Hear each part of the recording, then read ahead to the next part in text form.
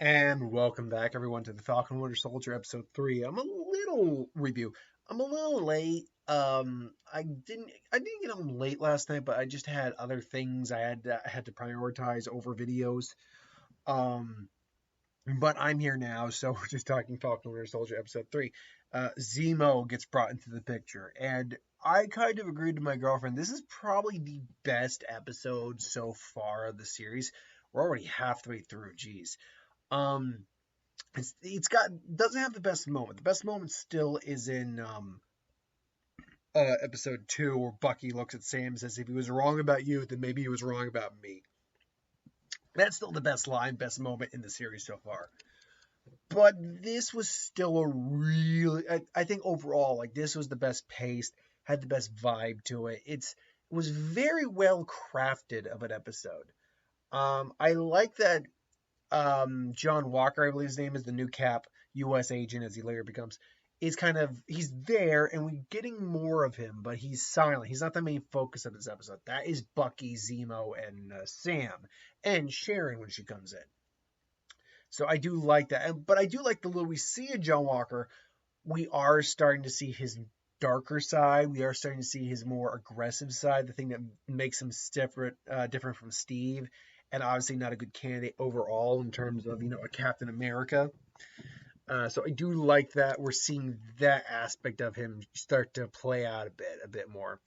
Um, that being said, again, the main focus is clearly Bucky, Sam, and Zemo. And man, I'm so glad Daniel Brühl was able to come back and play this character, because his character really got the shaft in Civil War in terms of plot necessity, in terms of what he had to do and all that. His plan didn't make any sense because it was all hinging on unlikely things that would happen but could still happen, and when you know it, they did happen. Yeah, when you really take Civil War, when you look at Civil War, take Zemo out of the equation, most of that would still happen. It's just that he was the only thing he really did was really set the catalyst for Tony to attack Bucky. That was all he did. Here we finally get Zemo, as more of the calculated, very intelligent, mastermind who has a plan. And Daniel Brühl is clearly having a very nice time playing this character. There's some great lines from Zemo in this, when he does break out and meets up with them. As she's like, "I would like to shut up. I'm kind of valuable. Just or better, when they're actually talking to Bucky about like the Trouble Man soundtrack. And it's like, it dictates the African American struggle in America. It's like he's out of line, but he's not wrong. Like he's like, oh, Zemo's in the Trouble and Marvin Gaye. That's interesting. The Zemo dance, which is being memed now, just like. Mm, mm, mm, mm, mm. I also like the fact too that Bucky was right, is that Zemo does have a sense of honor despite being a villain. Um, like he's still helping them out, even though he's clearly getting his own way, taking out the guy who made the super soldier serum, and they had no choice but to work with him. Um, helping, but still helping them out and when they need to. I'm glad they made that mask look decent, because that's a mask that's like many outfits, like the Scarlet Witch outfit, that could easily have been a poor translation otherwise. Um, but yeah, and overall, I just like the way depicted Zemo. It was cool to see Madripoor. To see that actually brought to life. It's pretty much your I kind of described it to my girlfriend. Kind of like the Continental if it was one big city to some degree, although without the rules in place to a lesser degree, because you can just take lives if you need to. Um, it's the criminal underworld pretty much in that area, and in fact we learned that Sharon has been living there for a while and is an arms dealer at large. Yeah, an art dealer. That's it, or at least an illegal art dealer, a smuggler, and all that. Um, it's like it didn't all go well for everyone. And I like the fact too that we still every episode we get that question. Why did you give up the shield? And every episode, Sam doesn't have a good answer. And I think that's coming to a head. I think, first off, they bring Isaiah back up again. That's where the doctor got the super soldier serum that he used to recreate it. Not a different one, obviously. And we learned that he didn't finish it because he got dusted. Um, but I feel like it's going to come down to a conversation between Sam and Isaiah. I feel like that's what's going to come down to. So, and him finally accepting the fact that he needs to take up the shield. And Bucky even says like, "I'm going to take that shield myself." So I did like the fact that we constantly had that being brought up. The action sequences, when we had some action, it was really good. That the fight scene in the bar is great. Like Bucky's still a beast. But two things really that I found interesting is that they keep bringing up this power broker. So A, we're going to meet the power broker at some point. And B, I'm wondering who's playing the power broker, because it's clear they're building up this guy. Like the power broker in Magport is judge, jury, and executioner, as he put it, which means he's an important guy. And this is the third time I believe they brought up the power broker. So yeah, we're going to meet this character.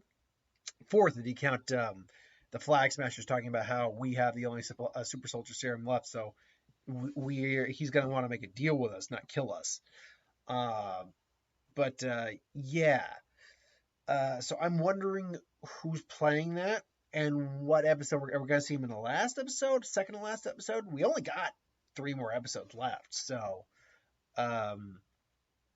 yeah, we'll see what happens there. But finally, the last thing I want to touch on for this, it's a short video ultimately. I did like that scene though at the bar where Sam's got to pretend to be the smiling tiger, gives him the usual, cuts out snakes, I think like gizzard or heart, and puts it in. I'm guessing it's vodka or rum. It's either rum or tequila. I'm guessing it wasn't straight vodka. Because Sam had a serious look on his face. That or was some sort of liquor, like specialized liquor. There wasn't absinthe. Absinthe is always colored of some kind, as far as I know. But yeah, or hell, it could have been grain alcohol. Either way, still a funny scene.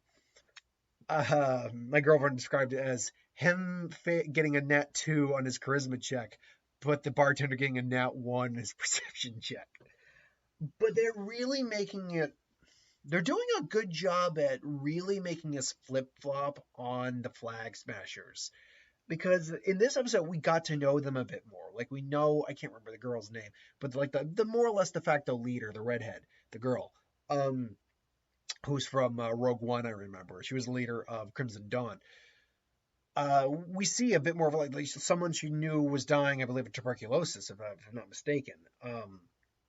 And we learn a bit more about them. Like she was her buddy or friend wanted to go into the military and serve. She was hoping to become a teacher and all. So we get the humanized elements. Like they're people just trying to take back what they feel is take back for the people who are being forgotten in this time of people coming back. Like they were there the whole time, and they feel like they're being forgotten, which in one sense I get it, but be honest, that is still a very selfish mentality. It's like, yeah, what about the people who were gone? You forgot about them too? It's like, I don't care if you didn't forget about them. Should they just be forgotten? Like they're only seeing one freaking side of the coin. That's the problem. And I mentioned to my girlfriend, I think I mentioned in episode 1 too, where I'm like, because now because at the end of this, near the end of this episode, she's now crossed. They've crossed the line, but specifically, she's now crossed the line where they said you had 6 months worth of supplies here, and you were just sitting on them. And we're like, oh yeah, like they're Robin Hooding it, like they're giving back to the people who need it. It's like, what? Yeah, good for them. There's a point. They're doing wrong, but they're doing it for the right reasons. And then she freaking burned people alive and just mass killed a bunch of people. Like, what? It's like, this is the only language they understand. You can see the look on this guy's face too. It's like, what the hell? Like, what?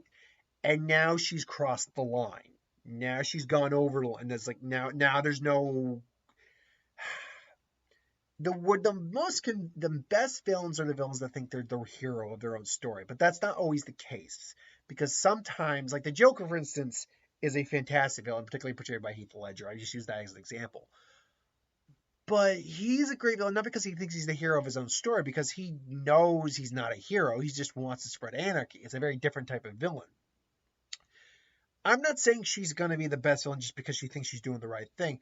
What I'm saying is it gives her conviction and it makes her dangerous, but at the same time, she's just a young. Don't want to say kid. She's clearly like in her late teens, maybe early 20s at best. So she's still young and she's still naive and stupid and quite frankly I don't think understands the ramifications of her actions to that degree. Like she think so. I just want a scene, and I think Bucky would be like the perfect person for the scene where eventually, they go 1-on-1, and he lost in a group fight with them, but on 1-on-1, I'm pretty sure he could take any of them because they're just kids. He's fully trained. So after a fight, he's got her beat, and she explains her position, and he's basically like, "You think it's that easy? You think you can just do it? Fine." Then he just puts a gun in her hand and says, "Pull the trigger."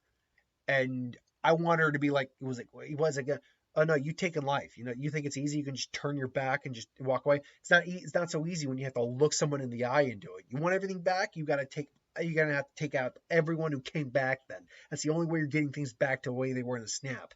And he just stared down at her, basically just finally break. It's like, it's not easy. It's not easy to look someone in the eye when you do it. Trust me, I know what it's like to take those lives. There needs to be a moment where one of them just confronts her and she just either breaks in terms of like goes full on villain, or breaks in the sense that she realizes like, oh my god, kind of like how Trish in Jessica Jones season 3 finally had that realization where she realized, I'm the bad guy. Like, because she thought she was the hero for the entire time, and up until Jessica beat her down in the final episode, and then she's being incarcerated in the rat, and she finally realizes that she's the bad guy. She became the villain. I think something like that needs to happen for this character now, because now she's crossed the line, she's gone too far. But we'll see what happens. And obviously now we got to talk about that real quick with the Dora Milaje member, who I do recognize from Black Panther. Like, it's not just a random Dora Milaje. In fact, I believe she was the one that was escorting him in Civil War Black Panther. One of them, anyway. So yeah, we're gonna see where that goes.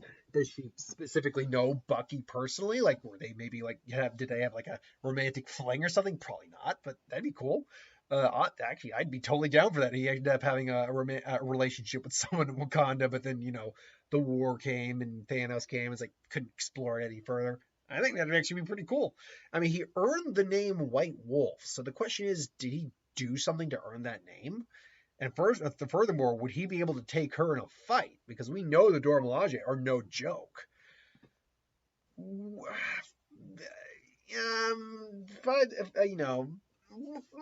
more often than not, I think he could 1-on-1. He's probably skilled enough to take on a single Dora Milaje fighter in hand without too much difficulty.